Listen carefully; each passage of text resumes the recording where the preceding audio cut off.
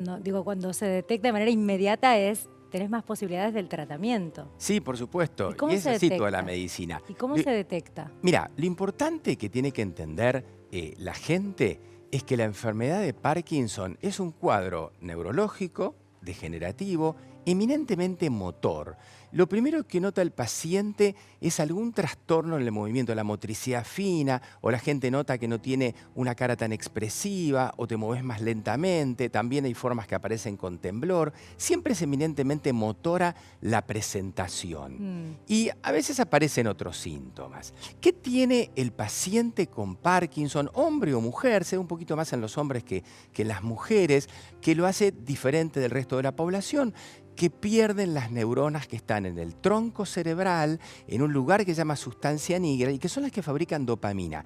Cuando perdiste más del 70-80% de esas neuronas, técnicamente ahí te empiezan a aparecer los síntomas de la enfermedad de Parkinson. Entonces el tratamiento se centra en reemplazar esas neuronas que fabrican dopamina. O sea, ¿qué? Digo, síntomas que te presionan. Lentitud de movimientos, la cara inexpresiva, tender a estar en una postura como más en flexión, como la que tenía Juan Pablo II, por ejemplo. La depresión, ¿no? La depresión, a veces no se notan tanto los trastornos motores, pero claro, tenés la cara inexpresiva y la gente interpreta que tenés una depresión y te empiezan a estudiar y después aparecen otros síntomas y te das cuenta que en realidad era el inicio del Parkinson. ¿Cuáles son los estudios para detectarla? El diagnóstico fundamental, la pérdida de neuronas, hay algunos tipos de ecografías, hay algunos estudios con sustancias radioactivas que te lo pueden diagnosticar, pero siempre el inicio es clínico. El diagnóstico es realmente clínico. Claro. ¿Nati? Sí, yo quería preguntar porque viste que cuando uno recibe el diagnóstico como que te paralizás, ¿no? Le da miedo al paciente. Entonces yo quería saber si había diferentes grados, si el tratamiento, porque también vemos, por ejemplo, famosos que estuvieron 20 años en tratamiento. Sí. O sea, que no es una enfermedad degenerativa, pero que es de corta vida, claro. Claro. Mira, el tema que uno tiene que entender, y por eso yo les decía, cuando uno pierde esa cantidad de neuronas de la sustancia negra, tiene Parkinson. Ahora, ¿por qué las perdiste? Claro. Digamos, en la nota que pasaron recién, la doctora americana hablaba del gen PARC2. La realidad es que hay 52 genes que pueden darte una degeneración de la enfermedad de Parkinson. Pero también puedes tener el Parkinson porque fuiste boxeador y la encefalopatía traumática crónica. Los golpes.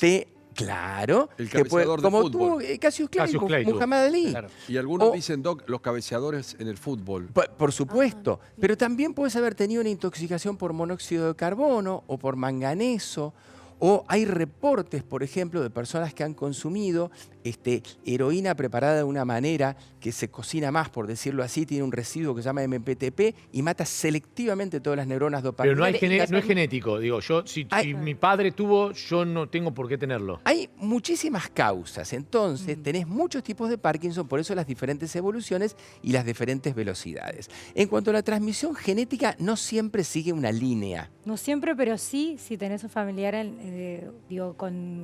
que desarrolló esta enfermedad, tenés posibilidades, tenés que hacer. Si vos podés tener, si en la línea, digamos, que te antecede, hay un paciente con Parkinson, o en la misma, hermanos, primos hermanos, tenés parkinsonianos, tenés más chance. Recomendás hacer Por eso el es que existen los paneles genéticos para hacerse los estudios, pero de todos modos. Por eso recomendarías a un familiar, recomendarías hacer el estudio porque cuanto antes se detecte, antes se puede tratar. Lo más importante igual es el tratamiento. Claro. Lo más importante es darle al paciente la medicación que corresponde para compensar su cuadro de Parkinson. Durante muchos años la mayor parte de los pacientes andan muy bien, hacen su vida normal. Tenés diferentes maneras de compensar la falta de dopamina. Tenés productos que pueden lentificar la evolución de la enfermedad degenerativa. Y el estado físico del paciente, los hábitos saludables son importantes. O sea, a ver, dormir adecuadamente, tener un nivel de estrés fisiológico. Es que justamente, digo, cuando dormís mal, no es una de los síntomas que te podrían decir si tengo problemas no concilio el sueño. Sí, porque vuelvo a decir, hago hincapié en esto, en los síntomas que nos pueden dar alertas. Claro. Y decir, bueno, estás en tu casa y tenés estas situaciones, crees que estás deprimido y en realidad es otra cosa. Cuando vos conversás con los pacientes parkinsonianos, ¿qué te cuentan? Uy, yo hace como un año que sacudo muchísimo las piernas en la cama cuando duermo y varias veces me caía al piso. Eso tiene que ver con una fase del sueño que se llama REM, la de los movimientos oculares rápidos, que es cuando soñás, y en esos momentos ellos tienen poco control, poca inhibición de los movimientos. O sea, Y que entonces también muchas veces se caen. es un síntoma que te puede Exacto. hacer una alerta. Que también tiene su tratamiento si se sigue manifestando. Sí.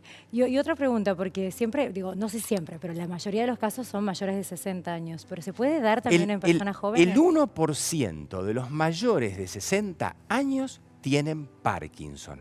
Ahora, de todos los pacientes parkinsonianos, el 5% tienen menos de 60 años y pueden tener menos de 50 o cerca de 40.